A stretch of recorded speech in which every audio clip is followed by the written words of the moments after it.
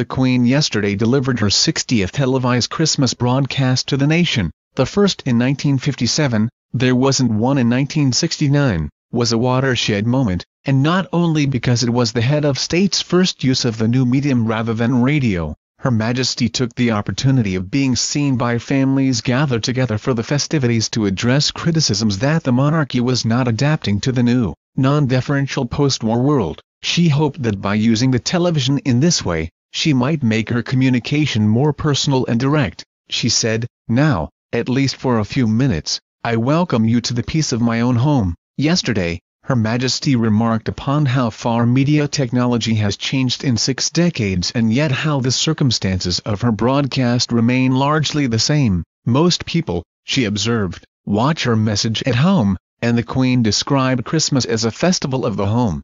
Change and continuity are not necessarily contradictions, the monarchy embodies them both. Republicanism has never taken even a tentative toehold in Britain, largely through the Queen's ability to adapt to the evolution of her country, a transformation reflected in her own family. The forthcoming wedding of Prince Harry and Meghan Markle, for instance, would have been inconceivable a generation ago. That it is going ahead not just with the blessing of the Queen but with the good wishes of the entire country, and none of the constitutional upheavals that attended the courtship of Edward VIII and Wallis Simpson, is testament to that change. But the very fact that the Queen's speech has been a fixed point of our national Christmas celebrations for so long is itself a reflection of her advanced years. At 91, she is in remarkable fettle, but it comes as no surprise that she wants, and needs, to slow down. Her decision not to lay a wreath at the cenotaph on Remembrance Sunday was the most poignant example of this gradual withdrawal from the national stage. She is performing fewer domestic duties and her overseas visits have been scaled back almost to none,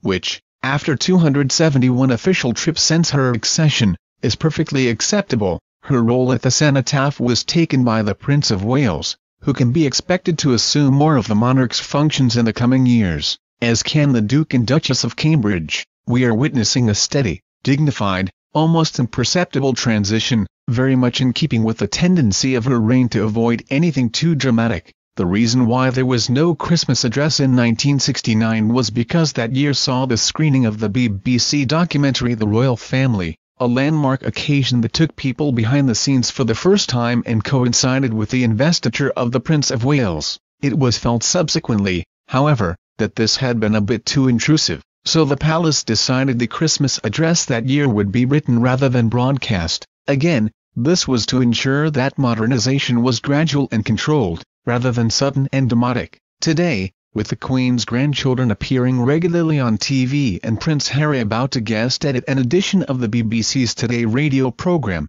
the evolution of an institution that the Queen herself worried 60 years ago was thought remote and outdated is almost complete. Her decision to step back bit by bit does not signal that she is relinquishing control. However, the Queen takes her lifetime role seriously and has never countenanced abdication. But slowing down is inevitable, as the Duke of Edinburgh, 96, conceded with his retirement from many of his offices earlier this year. The Queen did not wear the elaborate robes or the heavy imperial crown to the state opening of Parliament in June, a pared-back affair because of post-election uncertainties, and she will be spared a state opening next year as the current session will run on until Brexit. The country is immensely proud of its Queen and is relieved to see her share the burden of office in her 10th decade. But there is one duty her people always look forward to, and that is the Christmas broadcast, as much a part of the celebrations in homes across the land as turkey and plum pudding. Long may it continue.